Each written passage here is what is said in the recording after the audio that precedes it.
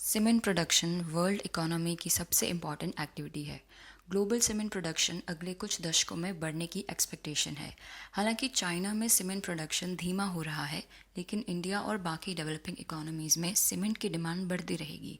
Cement production की इस बढ़ती डिमांड के साथ साथ एयर पॉल्यूटेंट्स का एमिशन भी बढ़ेगा, जैसे green house gases. Air pollution सेहत पर बहुत ख़राब असर डालता है। क्राइटेरिया एयर पॉल्यूटेंट्स कई तरह के रेस्पिरेटरी हेल्थ इफ़ेक्ट्स का कारण बनती है, जैसे लंग्स की लाइनिंग की इन्फ्लेशन, लंग फंक्शन का रिड्यूस हो जाना, रेस्पिरेटरी इन्फेक्शन होना, प्रीमेच्योर मोर्टेलिटी, कार्डियोवैस्कुलर डिजीज़ का बढ़ना, लंग फंक्शन में गिरावट आना, एलर्जिक सिम्टम्स बढ़ना, आईक्यू का कम होना, ब्लड का ऑक्सीजन कैरी ना कर पाना, जिसकी वजह से टिश्यूज़ और ऑर्गन्स जैसे दिल तक ऑक्सीजन का ना पहुंचना, और भी बहुत सारे नेगेटिव हेल्थ इफ़ेक्ट्स हैं। सीमेंट मैन्युफैक्चरिंग सबसे ज़्यादा एनर्जी इंटेंसिव इंडस्ट्री में से एक है। इसका मतलब सीमेंट प्रोडक्शन में सबसे ज़्यादा एनर्जी का यूज़ होता है। इसके साथ ही सीमेंट के मैन्युफैक्चर करने के लिए यूज़ किए जाने वाले रॉ मटेरियल्स में ज़्यादातर नाइट्रोजन और सल्फ़र पाया जाता है। सीमेंट मैन्युफैक्चरिंग में fossil fuels primary energy source के रूप में यूज़ होते हैं। इन रीजंस की वजह से सीमेंट प्रोडक्शन दुनिया भर में मेजर एयर पोल्यूटिंग इंडस्ट्रीज़ में से एक है। पानी के बाद कंक्रीट दुनिया में सबसे ज़्यादा यूज़ होने वाला सब्सटेंस है। सीमेंट एक एसेंशियल बिल्डिंग मटेरियल है, लेकिन ये सबसे ज़्यादा पोल्यूटिंग भी है। सीमेंट की प्रोडक्शन बहुत बड़ी मात्रा में ग्रीन हाउस गैस एमिट करती है, जैसे carbon dioxide, nitrogen oxide, sulphur dioxide, chlorides, fluorides, VOC emissions, जो एयर क्वालिटी और ह्यूमन हेल्थ दोनों को प्रभावित करती है। ग्लोबल कार्बन डाइऑक्साइड एमिशन में 8% सीमेंट प्रोडक्शन का कंट्रीब्यूशन है। इक्वाडोर में एक स्टडी के अकॉर्डिंग 1 टन सीमेंट प्रोड्यूस करने के लिए 3191.95 मेगाजूल एनर्जी यूज़ होती है, और इसकी वजह से 510 किलोग्राम कार्बन डाइऑक्साइड एमिट होती है। लाइमस्टोन, फ्यूल ऑयल और इलेक्ट्रिसिटी की वजह से इतनी एनर्जी कंज्यूम होती है। कार्बन डाइऑक्साइड एमिशन के अलावा सीमेंट प्रोडक्शन एटमॉस्फेयर में पार्टिकुलेट एमिशंस का भी कारण है। इसका main reason fuel combustion, raw material की हैंडलिंग, सीमेंट ग्राइंडिंग और स्टोरेज प्रोसेस है। वर्ल्ड हेल्थ ऑर्गेनाइजेशन (WHO) के अकॉर्डिंग पार्टिकुलेट मैटर के एक्सपोजर से रेस्पिरेटरी और कार्डियोवैस्कुलर डिजीजेस, लंग कैंसर और प्रीमेच्योर डेथ के केसेस सामने आ रहे हैं। वुड, बैम्बू, स्ट्रॉ या रिसाइकिल मटेरियल जैसे सस्टेनेबल अल्टरनेटिव्स को सीमेंट की जगह यूज़ करके इसके इन्वायरमेंटल इम्पैक्ट को कम किया जा सकता है।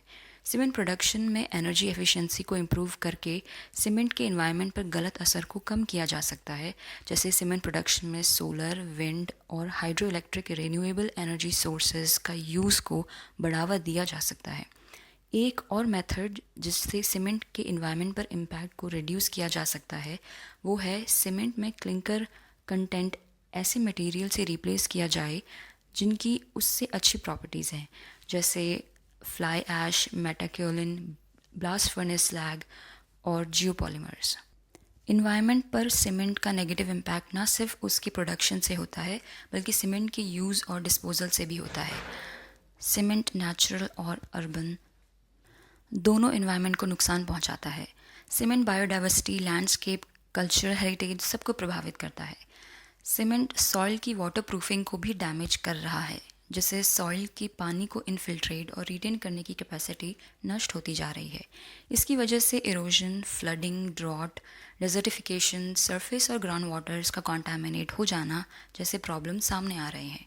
सीमेंट इंडस्ट्रियल वाटर का 1/10 हिस्सा कंज्यूम करता है, और इस कंजप्शन का 75% अकरेंस सूखाग्रस्त इलाकों में होता है।